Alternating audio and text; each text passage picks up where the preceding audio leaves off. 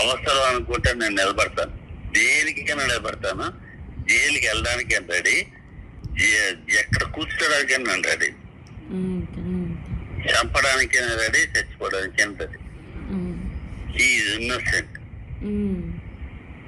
Raj is innocent. Raj సంగతి నాకు చిన్నప్పటి నుంచి తెలుసు.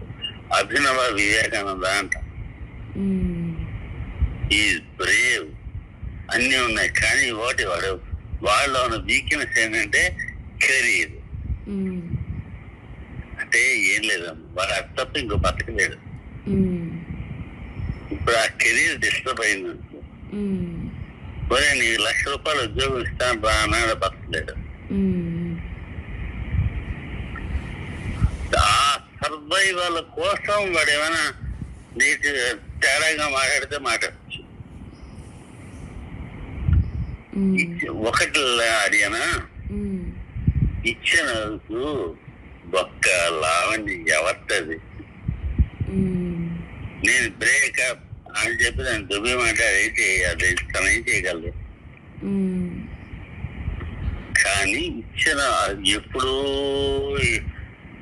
అంటే కంఫర్టబుల్ గా ఉన్న టైంలో ఇచ్చిన మాట కోసం నిలబడుతున్నాడు అంతే.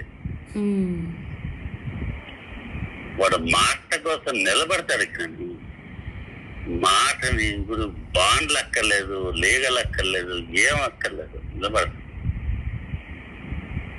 అంతకంటే ఇది నీ మీద ఉంది. అది ఏంటి, ఎలా జరుగుతుంది, ఏం జరుగుతుంది అని నేను చెప్పలేను. కానీ ఉంది, నీ మీద ఉంది. తన సంగత అవసరం అనుకుంటే నేను మొత్తం రివీల్ చేస్తాను. తన జాతకం అంతా నాకు తెలుసు. బ్లాక్ మెయిల్ చేస్తుంది, నేను భయపడిపోతున్నాడు. ఏం చేస్తుంది? పెళ్ళయిందా? లేదు. ఏం బ్లాక్ మెయిల్ చేస్తుంది? ఆ బ్లాక్ మెయిల్ లో నేను ఇరుకొని నేను బ్లాక్ మెయిల్ చేస్తాను. అది మాత్రం కాదు, నేను బ్లాక్ మెయిల్ చేసే పరిస్థితి తెచ్చుకుందా నాశనం అయిపోతుంది.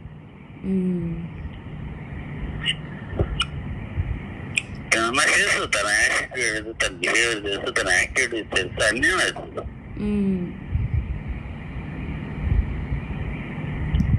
అర్థమైందా? అంటే నాకు అంటే మనుషులు ఎవరి పరిస్థితులు వాళ్ళవి, ఎవరి యాటిట్యూడ్స్ వాళ్ళవి, ఎవరిని మనం బ్లేమ్ చేసుకో.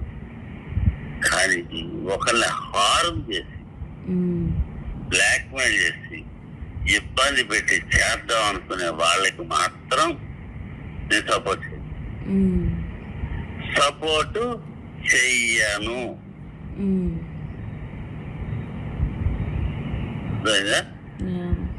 అర్థం చేసుకుంటే నేను సపోర్ట్ చేస్తాను.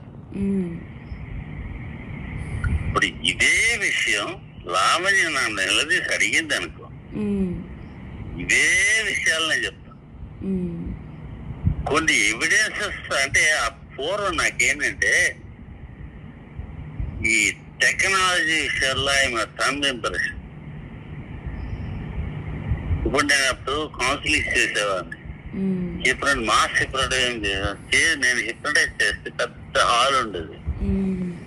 అందులో ఒక 30 మంది పడతారు.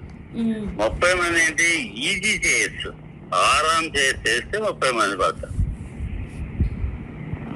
ఆరాం చేస్తే దానికి ఒక సౌండ్ సిస్టమ్ కొనాలి అంటే ఎక్కడ కొనాలో నాకు తెలియదు.